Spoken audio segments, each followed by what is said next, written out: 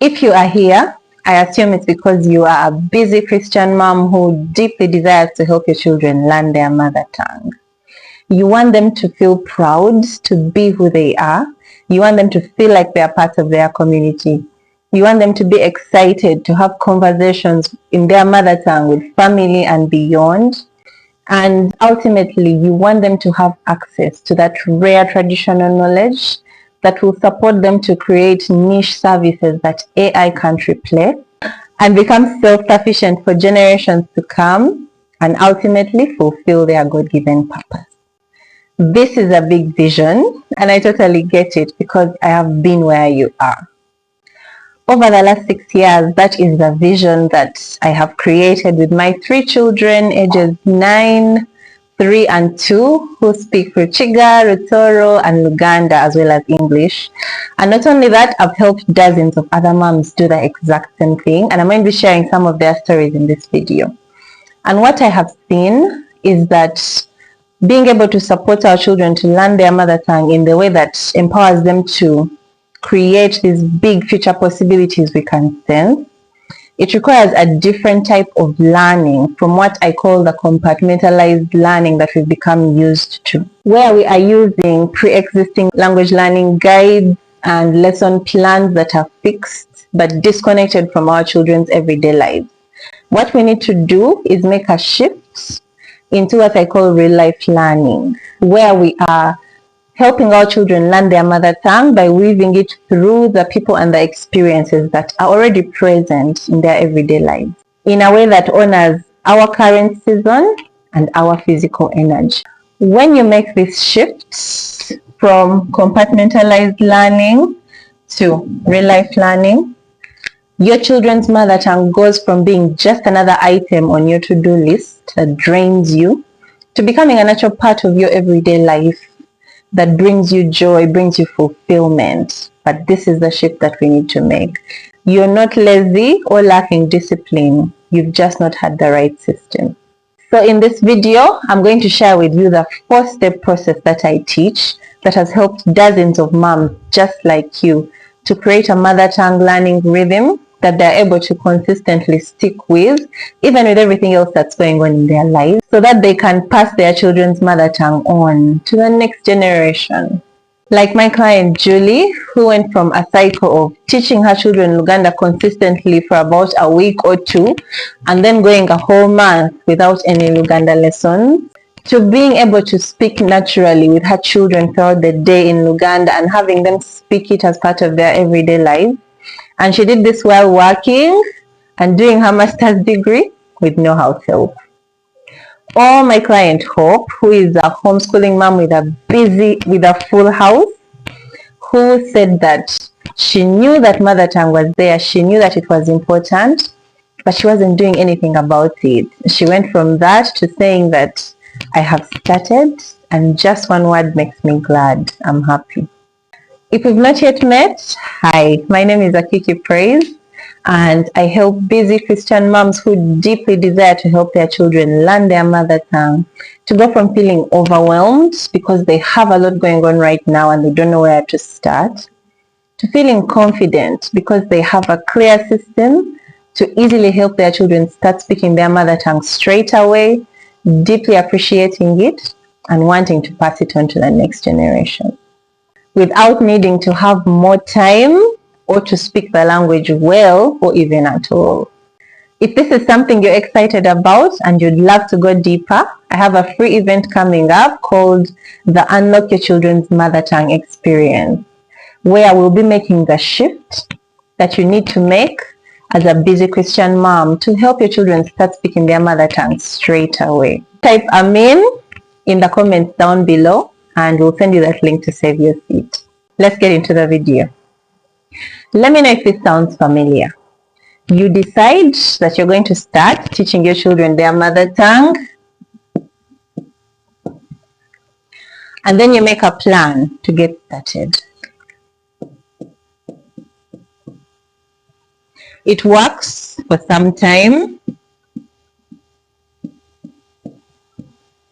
but you quickly get burnt out because of everything else that's going on in your life.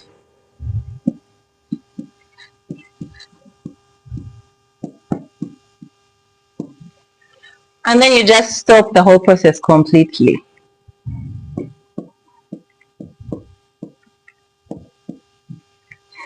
But then this is very important to you for your children to learn their mother tongue. So you decide that you're going to start again, but the cycle just keeps repeating itself over and over again. I know this process so well because I spent years going through this cycle of starting and stopping. I would wake up every day with a deep sense of panic that my then only child was growing up and that I was running out of time to help him learn his mother tongue while he was still young. And the key to breaking this cycle is the 4-step process that I'm excited to share with you right now. Step 1 is to expand your vision.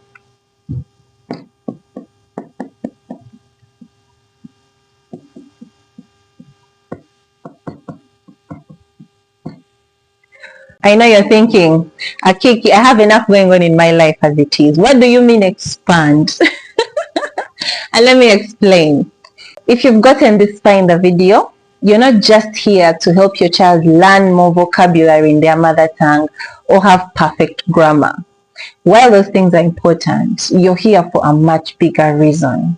You're here because you can sense that God is doing a new thing in our children's time.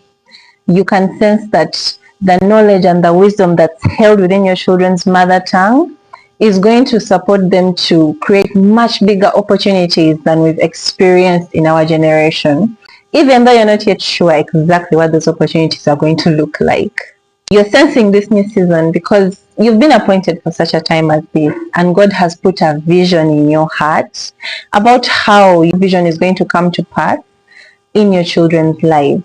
And usually that vision is exceedingly abundantly above all than you can imagine or even think to ask.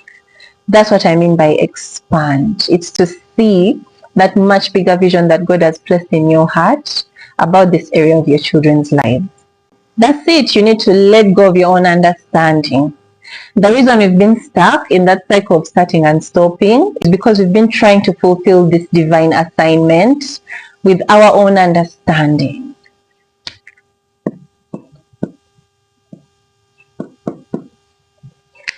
But when you let go of your own understanding and tap into your intuition,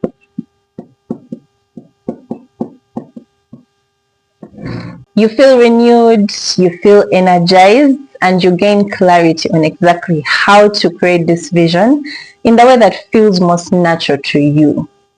The Baganda say, "Ekiri mutu kimanyibwa nnyinicho," which means that the person who wraps the package is the one who knows what is inside it. And so if you are a package, God is the one who wrapped you up, and He knows exactly what is in you, and most importantly, how to bring it out. Like my client Masibo, who is an educator, she's an author. She brings together online communities of like-minded people and also in person. And she was in this cycle of starting and stopping because she had been going through a process of collecting curriculums and adapting them to teach her young learners Kiswahili. When she expanded her vision and tapped into her intuition, she was able to discover that as a storyteller, she feels most alive when she's telling her young learners stories, and she began to feel this desire to tell them stories in Kiswahili. And so she let go of her own understanding and started to do that instead. And as a result, her young learners began to look forward to her stories. She began to get excited about teaching them Kiswahili again. They began to write their own stories in Kiswahili and to ask her words that she didn't know. And so as a result, she introduced a Kiswahili dictionary, and they created a game about who would be the first to find the word in the dictionary. And as a result, their vocabulary grew, and people in the community began to comment on how good their Kiswahili was for their age. And all this happened while Masibo was energized. She was revived. She felt a deep sense of fulfillment throughout the entire process. There was no burnout at all because she was doing it in the way that came most naturally to her. How do we expand our vision? How you do it is you find a quiet moment. It could be before your day starts or right before your day ends, where you just sit still and let go of all distractions and just be present and ask yourself, what do I most deeply desire to create in this area of my life? And just listen to what the Holy Spirit is telling you. Because as a believer, you are the temple of the Holy Spirit. And when you ask, you receive intuition and understanding about the things that you need to do to fulfill that purpose that God has put in your heart. So sit with yourself, be with the Holy Spirit, listen, and just allow yourself to really, instead of thinking about the response, listen to what the response might be.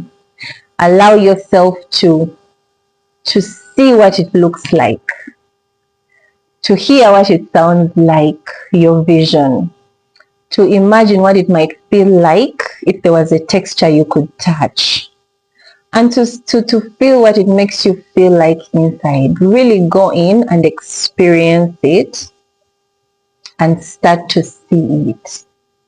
I know you might be feeling like, this is a bit weird. That's very normal because we are living in a world that prioritizes logic and the things that we are able to see, to understand, to measure, and to touch physically over the things that we cannot. But as believers, we know that we are living in a world where the things that are seen come from the things that are not seen.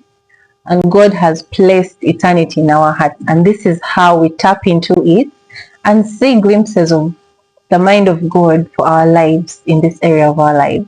If this is resonating with you and you'd love to go deeper, I have a free event coming up called the Unlock Your Children's Mother Tongue Experience, where I will be making that shift that you need to make as a busy Christian mom to help your children start speaking their mother tongue straight away. Just type Amen in the comments and we'll send you that link to save your seat. Now that your vision is clear, you might feel like it's time to step into action and start creating it. But from helping dozens of moms through this process, it's not yet time. That's what I've seen. There's one more step you need to take before you start creating anything. This is to identify and address the invisible barriers that might be in your way.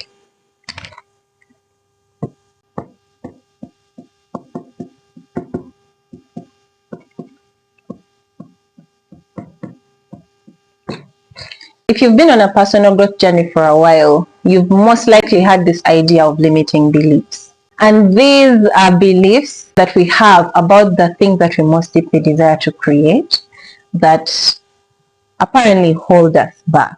Beliefs like, I'm not enough, I'm alone, I'm not able.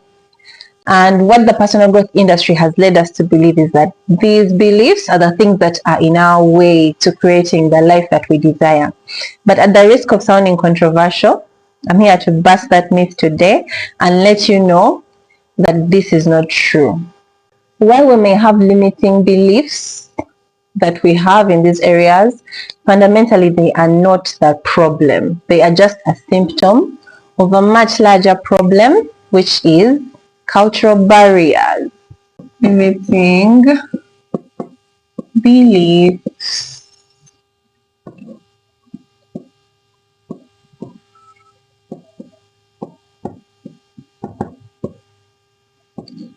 So cultural barriers, those are the real invisible barriers that have been in the way. And what are they?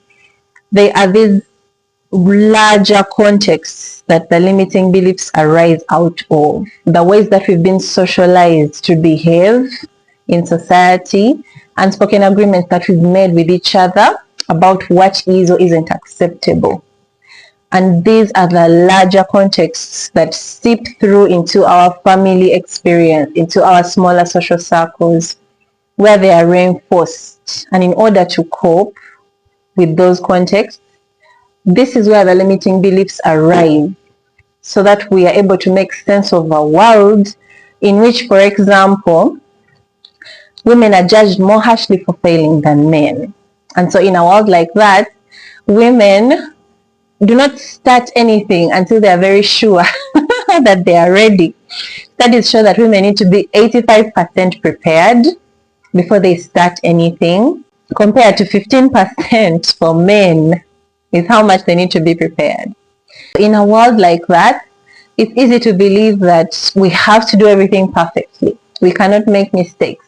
The price of failure is too high, and that can stop us from starting this journey.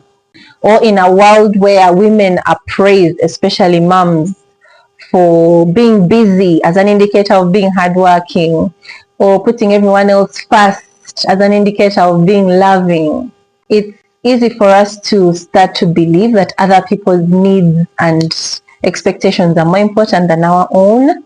And it becomes hard for us to find time for the deeper things we want to create in our lives. Or in my own case, in a world where education is found in formal institutions with formally trained teachers, it's easy to believe that I'm not qualified to teach my children their mother tongue. And that's a belief that I had that stopped me on this journey, but it was not the problem. The problem was this larger context where we had agreed as a society that formal institutions and formally trained teachers are the only ones qualified to teach. And so the key with step 2 is to identify what is that larger context with the cultural barriers that are invisible but very active in this area of your life. When we are able to identify and address these larger cultural barriers, any limiting beliefs we may have automatically transform along with it. For example, you can't take action to create your vision on top of a worldview that you need to do everything perfectly. It can't happen. And so what we need to do is make a shift in how we are seeing the creation process, to see that mastery comes through repetition, and we have to be willing to learn publicly and not see undesired outcomes as failures, but to see them as opportunities for learning. See what works, what doesn't work, learn from it, and keep refining and refining to create the visions that we hold inside. You can't find time to create your vision on top of the worldview that other people's expectations and needs are more important than yours. You need to make a shift in how you are seeing your role in your family and in our larger world, to see that value is not created for others when you are most busy. It's created when you can serve them most deeply in the things that you're especially gifted at. And you need to expand your capacity to presence your ideas and presence your needs, and to know that from serving from this deeper place, that's when you are most able to reach the people that you love and serve. And in my case, I couldn't create this vision on top of the belief that I'm not qualified and the worldview that I need to take my children to Luganda school. I had to change how I saw the role of formal education, to know that it has its purpose, but it's no longer sufficient in the world that our children are growing up in. And I had to get to the truth that God has sent me into their lives to fill that gap, and He has given me everything that I need to be able to fulfill my purpose in their lives. And I have the power to learn what I don't know to be able to do that. And so that's the shift that we need to make, that dismantles these larger cultural barriers. And when I did this, I went from sleeping at 3 a.m. every morning and waking up tired because I had been researching different types of curriculums and trying to create the perfect hybrid for my son, to adapt it to teaching him Luganda. And I went from that to following my intuition and starting to just share interesting phrases with him, and him asking me thoughtful questions, and us beginning to explore topics and concepts that would not have been present in any curriculum. And this led him to become interested and curious, and even start initiating conversations in his mother tongue and about his mother tongue beyond what I had seen any curriculum achieve. How do we do it? How do we identify these invisible, larger cultural barriers? what you need to do is find a quiet moment. I think you're seeing a pattern here.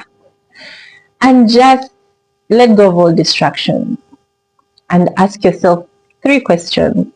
The first one is, what is that particular set of life circumstances that is stopping me from starting to teach my children their mother tongue, or to help my children learn their mother tongue? And just take a moment to, instead of thinking, listen for what the Holy Spirit is sharing with you and showing you. What are those circumstances about the larger picture of your life that have been in the way? And from that, what does your life, this is question 2, what does your life look like in the fulfillment of your vision? Really take a moment to really see it clearly. And the third question is, how do you need to grow to become that person that you see in the fulfillment of your vision? Those are the 3 questions to ask. And when you really sit with them and allow yourself to be curious and listen, you will start to see what the invisible barriers have been and how to break through them. And one thing to note here is you don't have to do this perfectly. Give yourself permission to do this imperfectly. There's no wrong or right way to do this. But the more you do it, it's like a muscle that you build, and clarity begins to build with repetition. So that is step 2, identifying the invisible barriers. Step 3 is to create a mother tongue teaching rhythm that honors your current season of life and your energy, your physical energy.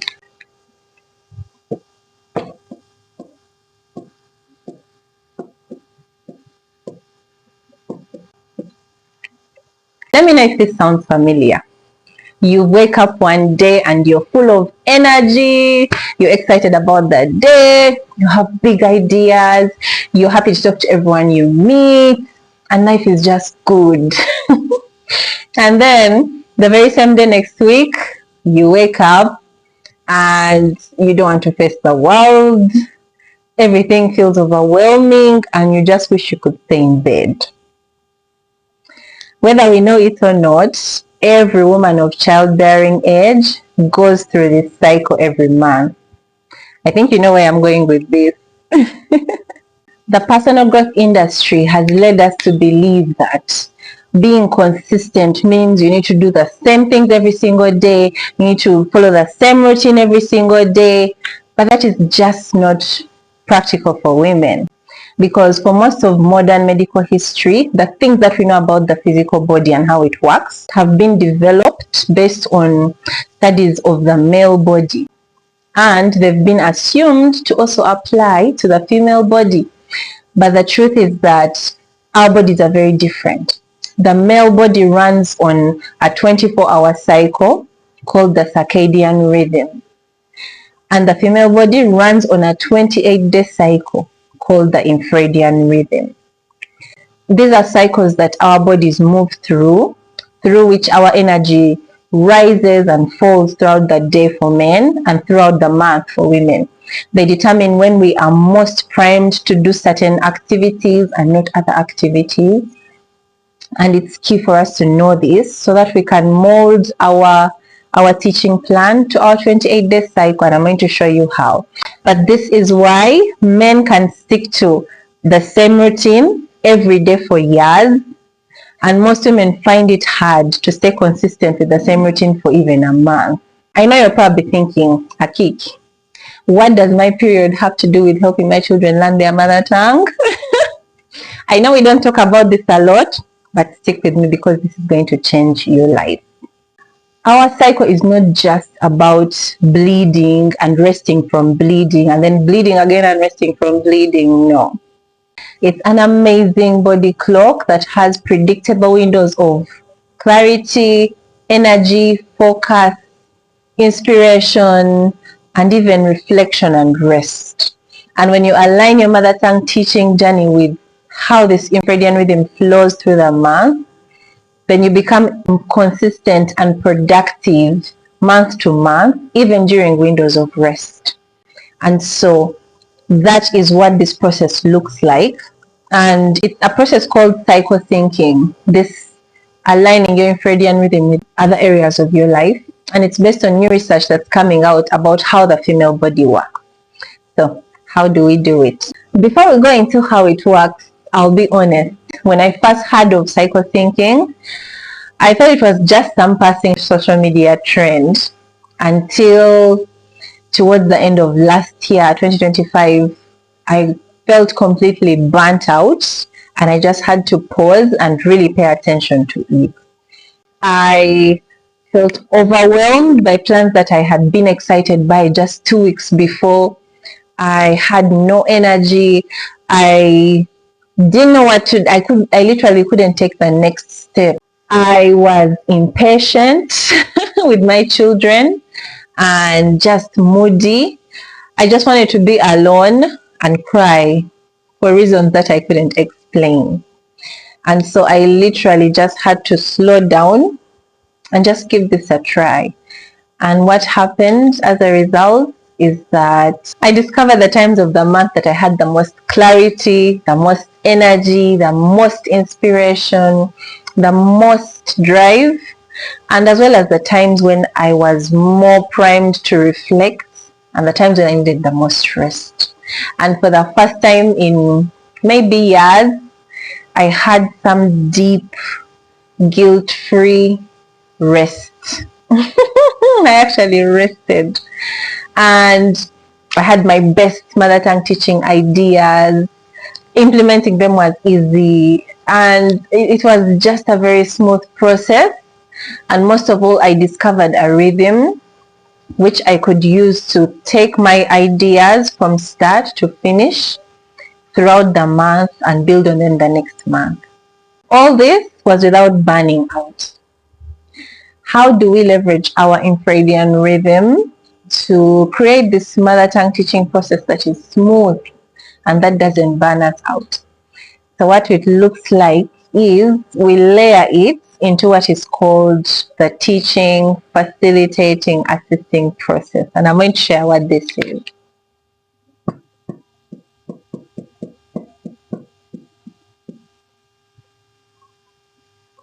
This is a 3-step process, which is really helpful because the topic of mother tongue involves culture, which is very wide and vast. It can be hard to know where to start. And this is one of the places where we get stuck on this journey. Where do we start? And so what this process does is that it gives you a framework of how to take your ideas from start to finish throughout each month. Before I go into it, I would just love to emphasize that what we are creating here, it's not just the same thing we've seen through the education path we've traveled in our own lives, where we are passively lecturing our children for an hour and they are sitting straight and listening and trying not to fall asleep. No. What we are doing here is that we are supporting them to also renew their mind about their mother tongue, about their culture. We are sharing with them the richness of their mother tongue, the richness of their culture. We are showing them that this is their inheritance. We are showing them the knowledge, the wisdom, the skills, and we are supporting them to become curious about how they might add to it in their own lifetime and what they might pass on to their own children when the time comes. In his book, Nation Building, the author, Kwame Akoto, he describes our relationship to our children in this process as that of the drummer to the dancer. And in this case, our children are the drummer and we are the dancer. And what he says is that the drummer responds to the dancer, and both are challenged to higher levels of artistry. And ultimately, they are both transformed, and even the dance itself is transformed. That is the image of what we are creating here. So that's just something to keep in mind as we go into this 3-step process. The first step is the introduction step.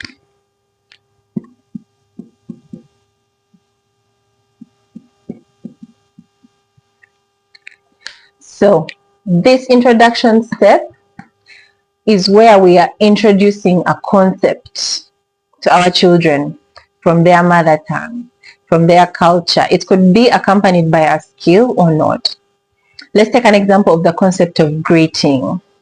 So I'll take you through the whole process, and then I'll come back and share a story of how I used it to teach my son how to greet in Luganda, even when I didn't know all the words. So stick around and hear how that turned out. We are introducing a concept in this first stage of the process. We are modeling for our children what the concept involves or a skill, showing them how it's done, and then we are enlightening them about the wisdom behind that concept, and then we are giving them a chance to practice.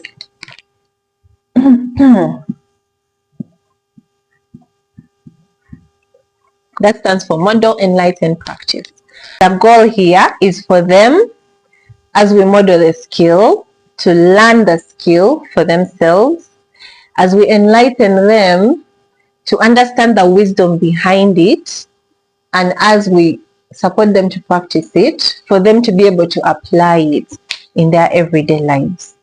And the overarching theme of step 1 here of this process is that this is their inheritance.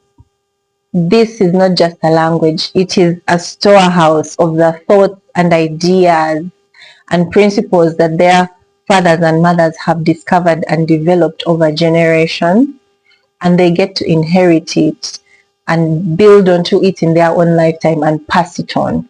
That is the key principle in the introduction step, is that this is theirs, this is their culture, this is their inheritance. And I love the word play here with how you can get the word heirs out of theirs. This is the key thing that we want to be identifying in this first step, the introduction step. So that's step 1. Step 2 is the discussion phase.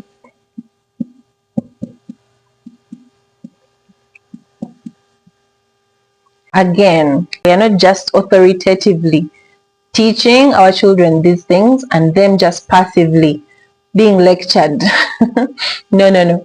This is where we create space for our children to ask questions, to be curious, to wonder, to question, to challenge even, because when they get an idea through their own understanding for themselves, that is when it sinks deeper into them. And so this is where we make space for that. And what the goal here is, the learning objective here is for them to be able to think critically about the concept that we are passing on to them, to be able to see how can it be translated into their everyday lives in a way that adds value to people and serves them and makes the world a better place, because ultimately that is what will preserve our culture as it becomes relevant in this day and age and adds value to the world. So that is what we want to be supporting them to become curious about. How can I apply this concept in the spaces I occupy in a way where it is relevant, is useful, is needful, especially in ways that are not being met in our modern society. And I'll give you an example of that with a greeting example. So this is step 2. It's mostly about critical thinking.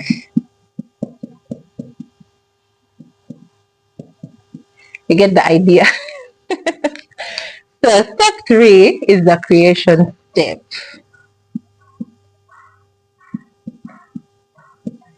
And this is the one that ties everything together, where our children get to apply the concept.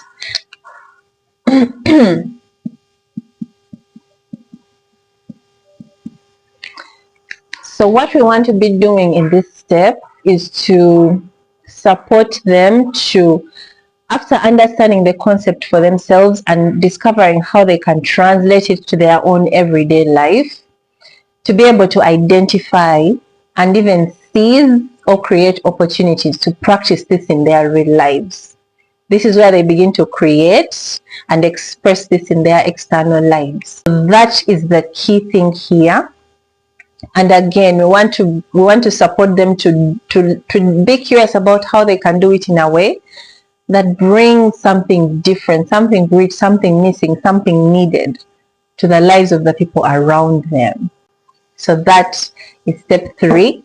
And that is the 3-step teaching, facilitating, assisting process. And it has all these titles because it's not a one-way thing. It's the drummer and the dancer. They are learning from us. We are learning from them. We are open to learning from them as well. As we teach them, they teach us. And that's what this is. It's simpler than it sounds. It's so simple that I used it to teach my son how to greet in Uganda, even without knowing all the greetings. And so what did that look like? In this conversation with my son, I introduced a conversation about the subject of greeting in Buganda. How is greeting done in Buganda? And this was on top of previous conversations we had had about how he's a Muganda, he's from Buganda, and Luganda is not just a language, but it holds the philosophies, the wisdom, the skills, the understanding, the world view, the insights that the Baganda people have developed, discovered over generations. For him to understand that that was something he got to inherit and he could continue to develop it in his own lifetime because culture evolves. And so on that foundation, I brought up a conversation about greeting in Uganda. And I shared with him what I knew, which is that children kneel down to greet elders. And at the time, God was still working on me. I was still renewing my mind about kneeling down to greet. And in some ways, I'm still a work in progress in that area. City-born problems. It turned out to be a learning process for me as well, because his first question was, why? Why should children kneel? Aren't I also important? And so I was like, yeah, why? Inside me, of course. But I had myself saying to him, and this is where you're going to have to be open to what the Holy Spirit is telling you, to be open to sharing that deep wisdom that you've come to understand from having this vision within your heart. And so I had myself telling him that, yes, of course you are important, and that's exactly why you should kneel. And I saw the look of confusion on his face. It wasn't making sense. And to be honest, I was just wondering, okay, where is this conversation going? So he's like, I'm like, yeah, because there's something God knows about how he has created life, that he has given our elders the power to bless us. And when we honor them, we unlock that blessing. And how honor is given and received in Buganda from children, it's when they kneel, when they humble themselves and show that physical demonstration of respect, of honor.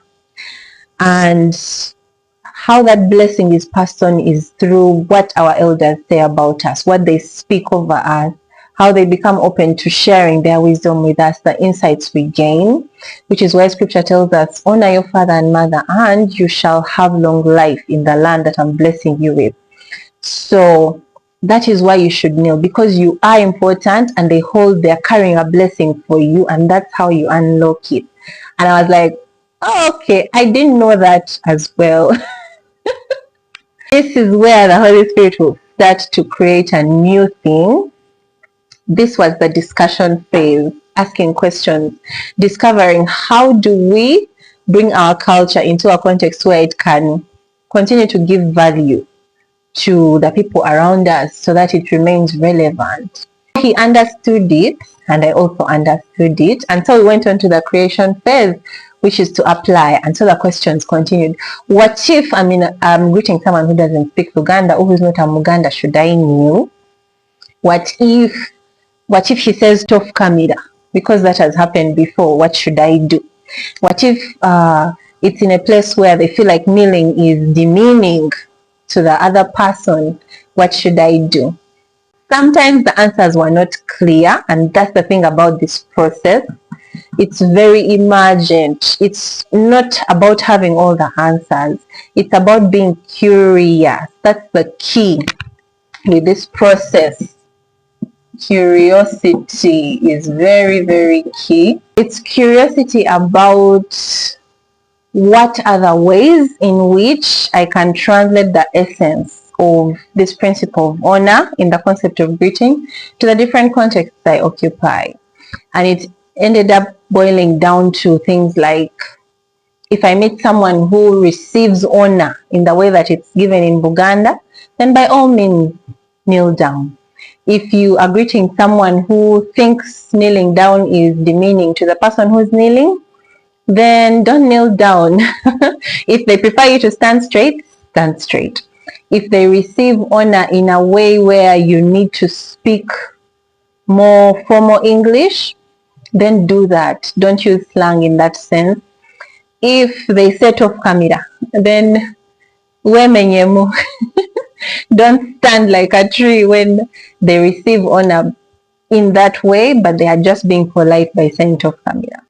Came down to him having to understand the essence of what greeting is all about in Uganda and how to translate that to the different contexts that he was moving through.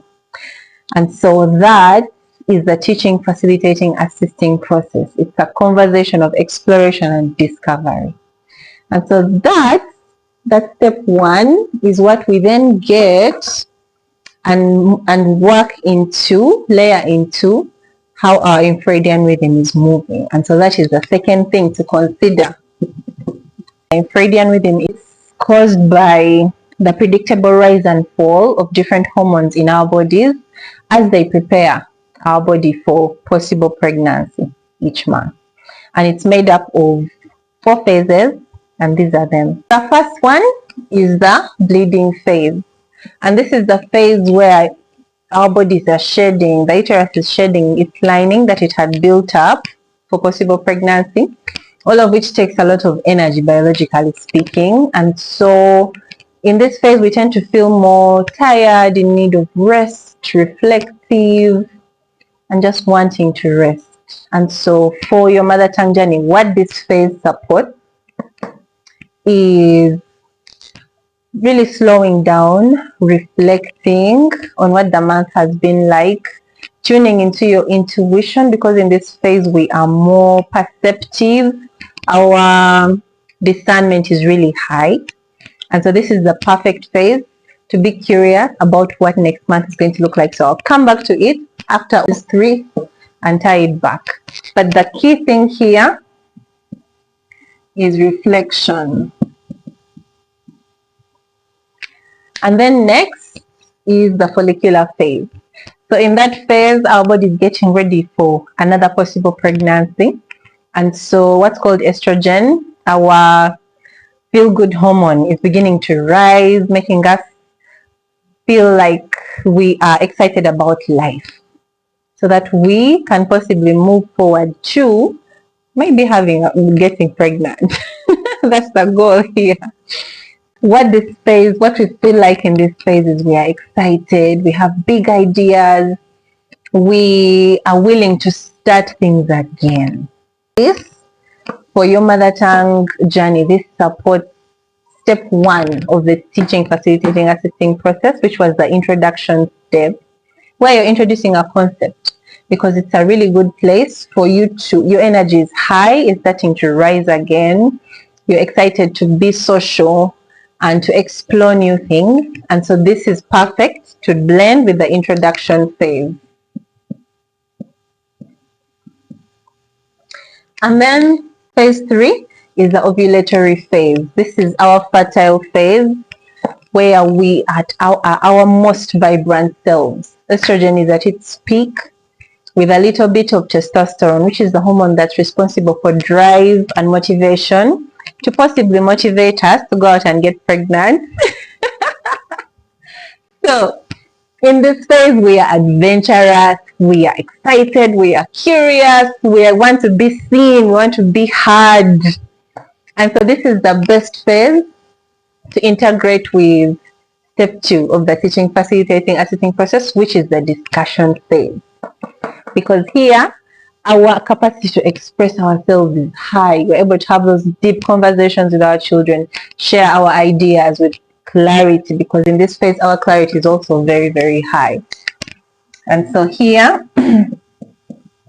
is expression. And then the fourth one is the luteal phase. And in this phase, our energy slowly starts to drop and then suddenly drops towards the end of this fourth phase. And so how we feel is we start to focus more inward. We want to be home. We're not as social. We want to keep to ourselves. We are more reflective. We are more intuitive. We are more focused around structure, routines, repetition. And so what this supports is the creation phase, especially in the beginning, is to implement those creation processes that are a bit more intense because the energy is still high. And towards the end, go through those steps that are not as taxing. And why creation is good here is because we are more able to support our children to really ground these concepts we are teaching into their real lives through routines, through repetition, through structure, through detail, because we are really detail oriented in this phase. And so this is the structure phase. And then as our cycle ends, we come back to the bleeding phase, which is a really good phase to reflect on what the month has been like, what has worked, what hasn't worked, what can we learn from it, what ideas are we receiving in this phase, because our intuition is also really high in this reflection phase about what we can implement the next month. And so this infradian rhythm is what we layer into the teaching, facilitating, assisting process to create that rhythm that rhymes with our lives and doesn't burn us out. So that is step 3. And finally, step 4, support. Tapping into the support that's already around you. Now, our modern culture glamorizes the woman who is superwoman. She can do everything on her own. But the truth is that it takes a village to raise a child. I know we've probably had this over and over again, but it's important to emphasize this because, again, going back to those bigger cultural barriers, we've been conditioned to feel like we are supposed to be able to do everything on our own and even feel weak for needing support. But think about any woman whose motherhood journey inspires you. She has not done it on her own. In fact, a recent study found that in previous generations, a child was typically raised by 7 to 8 people. So we cannot do this on our own. It literally takes a village. I'll share a story with you, a quick story about how this showed up in my life. So at the beginning of my mother tongue journey with my then only child, I used to take it as some kind of secret where I only used to speak to him in his mother tongue when we were alone. And after some time, I saw that this was not going to work because how else would he learn how to speak it with other people in his real world, in the external world? He had to speak it with other people. And so after lots of inner work about coming out of my own shell with this vision, I started to express it to the people around me, what I was doing and how they could support me. And you would be surprised how much people are willing to support your vision when you discover how to express it in ways that inspire and generate support from those who are around us. So what I saw as a result of expanding this process to my circle of support is that my son's confidence grew. He began to speak his mother tongue more often, more confidently in public with other people. His vocabulary grew. And most of all, that sense of identity and belonging deepened as he began to see that his mother tongue was this thing that existed in the world and it was something that belongs to a people who were descended from a culture that was unique to him and was his heritage. It was bigger than I could have done on my own. How do we tap into the support that's already around us? The first thing is to go back to step 2 in this area of support and identify what the invisible barriers have been.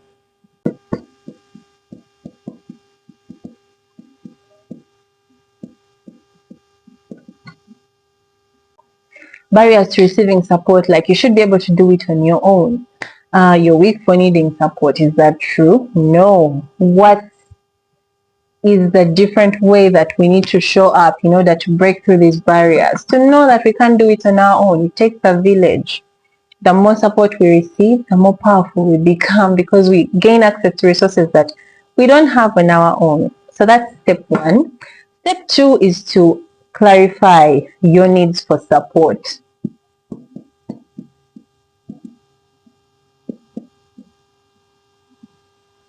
So this sounds very simple, but in a world where we've been expected to not need support, moms have not learned how to even know what we need for support. And how do you do that? We look at the 5 levels of support. Emotional support. Emotional support is about our need to be heard, to be understood, and to be encouraged without being given advice. Let me know if you know someone who will give you advice when you're trying to just share. This is what you're needing, emotional support. And then the second is practical support, where we need someone to maybe teach us something, teach our child something, speak to our child in their mother tongue on an ongoing basis. Number 3 is thought partnership, where we need help making a decision that we are considering, or to think through a decision we have in mind with someone who is knowledgeable on the topic, someone in our lives. And then number 4 is resources, where we need to tap into already existing knowledge on the topic. It could be books, it could be communities. Number 5 is professional support, where we need guidance from a mentor or a coach, someone who has expertise in the area. And so these are the 5 levels of support we need to consider in order to clarify our needs for support. And the key thing here is to identify who are the people that are most suited to give us which kind of support. Who are the people in our personal, smaller social circle who can offer us emotional and practical support? Who are the people in our smaller and larger social circle who can offer us these two, as well as thought partnership? Who are the people who have written on this topic, have spoken on this topic, who can offer us resources, books, websites, communities? Who are the people who have expertise on this topic that we can be gaining direction on the clear path that we need to take? So that's the key about clarifying our needs, what they are and who is suited to give them to us. Then the third step of receiving support is making clear requests. It's important to come into, when you discover who can give you that support, to identify how do you then have that conversation with them. So the key thing here is to come into that conversation with that person from the new worldview that you have stepped into as a result of breaking through these invisible barriers. For example, in my case, where I went from thinking I'm not qualified because I'm not a teacher in a school, to thinking I'm divinely ordained to fulfill this purpose in my children's lives, and I am worthy of receiving support. I don't have to do it all on my own, because that's not how this process is designed. So that's a powerful place to come into this conversation from. And then from there, share some context. You're entering the conversation with your new worldview. Next, share some context. For example, in my case, I shared with different people, depending on what they were each able to receive. I shared my vision with them. And this is where you have to be willing to expand your capacity to let people into your inner world and share this very deeply important vision you have with them, which can feel very vulnerable, but there's a way that we can do it that is powerful and brings people into our vision, inspires them, enrolls them. And that's what we can do from the new worldview that we have stepped into this conversation with. And so I shared some context with them about how I was feeling deeply touched by how, as parents in this generation, we are emphasizing teaching children English and other international languages at the cost of them neglecting their mother tongues completely. And we're not realizing that this was putting their mother tongues on the path to extinction, together with the wisdom that they hold, which at the end of the day is our children's heritage. And it's what is going to really differentiate their gifts in the global village market, the saturated global village market, because they're going to have something unique to offer the world. And so I shared that context with different people in different conversations. With my husband, I asked him, making a clear request, if one of us could speak to the children in Luganda completely, and it ended up being me with my broken Luganda. I asked my friends, my like-minded mom friends, if we could just talk about this thing, because it had been on my mind. And it turned out that it had also been on their mind, and we received that encouragement that none of us was imagining this. It was important. I asked our border guy if he could start speaking to the children in Luganda, and he taught them words and concepts that I didn't even know exist. I asked my side of the family if they could start speaking to the children in Rutoro and Ruchiga, and they also brought things that I didn't even know existed. I asked an educator friend of mine if he could lead me to a book that I was looking for, and it helped me develop this process. I asked my in-laws and friends if they could teach me how to greet in Luganda, and with that accountability, I was able to start practicing it for myself in my own life. And all that added up to the journey that I am now on, where my children are able to speak Luganda, they're able to speak Ruchiga, they're able to speak Rutoro, in addition to English. And this is the key piece that brings it all together, because we cannot do this thing by ourselves. It takes a village to raise a child. But the most important thing is you don't have to do any of this perfectly. Give yourself permission to take imperfect action. Learn from what's working, see what's not working, shift what needs to shift, and come back again the next month. And the key piece is to just work with one concept per month. Not two, not three, just one concept per month for the next 6 to 9 months. And just imagine where you will be a year from now when you continue on this journey from compartmentalized learning to real life learning. And those are the steps you need to take. So if this resonated with you and you'd love to go deeper, I have a free event coming up that's called the Unlock Your Children's Mother Tongue Experience, where we'll go through making the shift that you need to make as a busy Christian mom to help your children start speaking their mother tongue straight away. So if that's something you're excited about, just type Amen in the comments below and you'll be in. We'll send you that link to save your seat. Share your biggest takeaway with me in the comments. I would love to know what resonated with you the most. And share with me what else you'd love to know about helping your children learn their mother tongue. I read every comment and I'm excited to read yours.